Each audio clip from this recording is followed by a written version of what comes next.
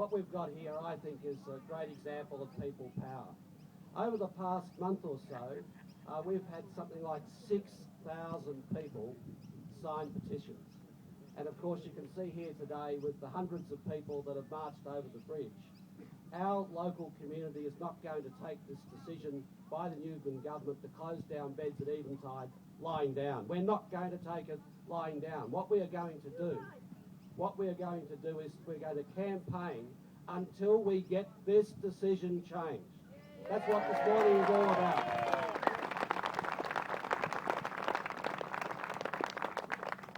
And I think as Holly and Alex said before, and I think as Victoria Newton knows, Yvette Darth knows, everybody from the nursing union knows, and everyone else here today feels in their bones, is that this has been just a really cruel and heartless decision that has been taken by the Queensland government.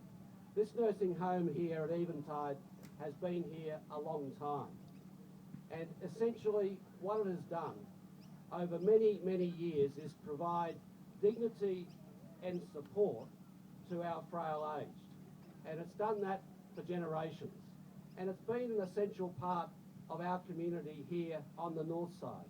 It's not just a question of those that are receiving the care, it's all of those people who have worked at Eventide over the years, caring for the frail aged, but it's also been all of the volunteers over the years that have come together to make the service that is provided at Eventide such a very special thing for our community.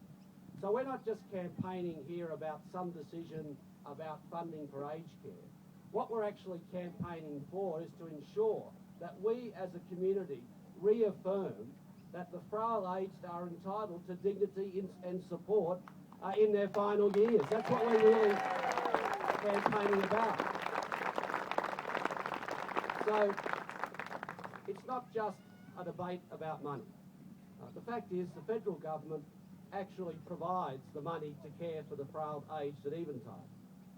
So when the state government goes around and says, oh look, you know, it costs too much or whatever they want to say, what they can't say is that there isn't the money already there to support our frail aged at Eventide. It clearly is.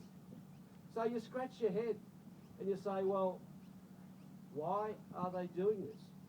If the federal government is providing the money to care for the frail aged, and if in fact the buildings have been given the tick by the Aged Care Accreditation Agency, then why are they closing down 140 beds?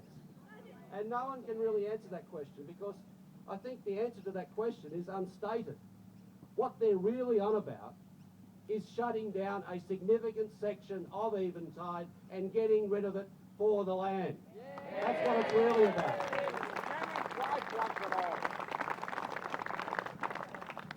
But it is a wider question as well, because as we know, it's not just about Eventide.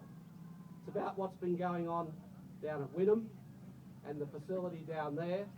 And I think it's really about, I think Mr Springborg let the cat out of the bag in the Parliament this week, I think it's about getting rid of all of their facilities across Queensland. So I say to Mr Springborg, and I say to Premier Newman, that if you are intending to do that, then People Power is going to campaign against this and stop it from happening.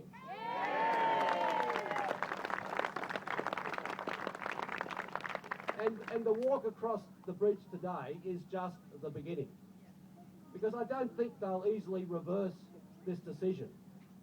As a government, I think they're drunk on their own power. And what it is going to require is a concerted campaign, not just on the north side of Brisbane, but across the south side of Brisbane and right across our great state, to ensure that these decisions are resolved in favour of our frail aged and our communities. So what it will require over the months ahead is a longer march than we went on today, but a march which will result in victory, because what we need to do is to change this decision. It won't be changed easily, but I believe the support that we see here today, the backing from unions like the Queensland Nurses Union, the backing of community groups who are all here today, we can change this decision and stand up for the dignity of our frail aged. Thank you very much to everyone who participated today.